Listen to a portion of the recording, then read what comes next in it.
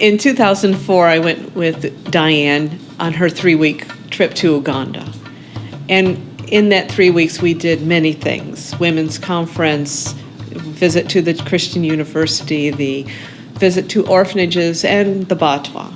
And when I got home, I thought, if I do this again, I just want to go to the Batwa and leave me there. 9 years later, Diane sends me an email and says, would you and Paul be willing to be missionaries to the Batwa? To which I thought, yes!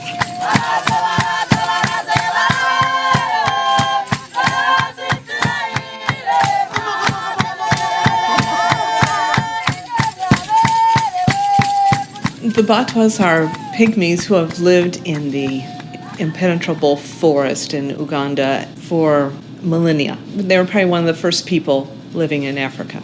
In 1930, when the British were there, to protect the forest, they made some rules about not letting any more of the forest be cut down. And they also eventually made some rules about where the Batwa could live in the forest. They had to move out to the periphery. In 1992, the Uganda government said that all the Batwa pygmies had to leave. They were making it a preserve for the mountain gorilla. Those farmers whose land got taken were compensated, those who had land deeds, but the Batwa had no land deeds, and so they were given no compensation and were left destitute.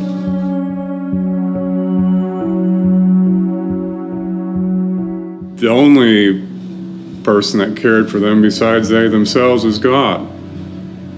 And we're thankful now to the Kellermann Foundation for having basically set up a rescue mission.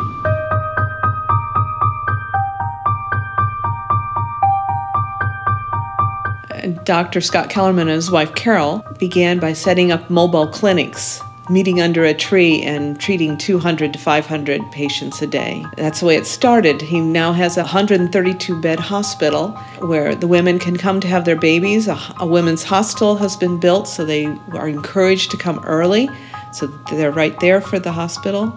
They also have a women's development center, teaching the women how to sew, make crafts, bring income into their homes, and they also treat a lot of malnourished children and teach the parents then how to farm and prepare the foods that they do farm.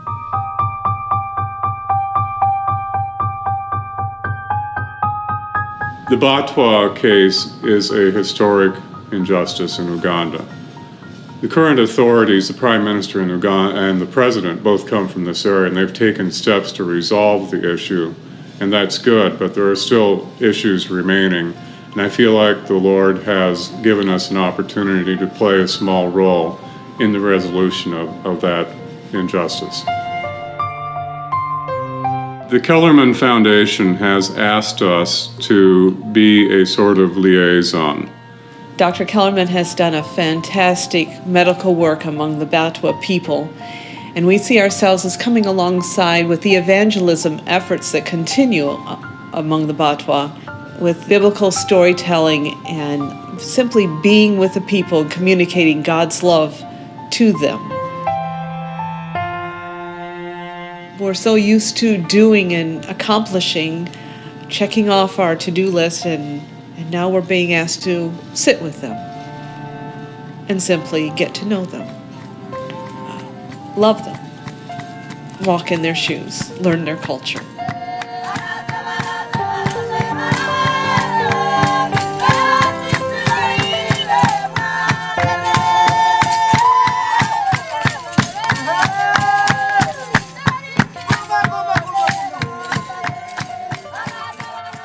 Cross-cultural work is very difficult, and it requires a team of people to whom you're accountable.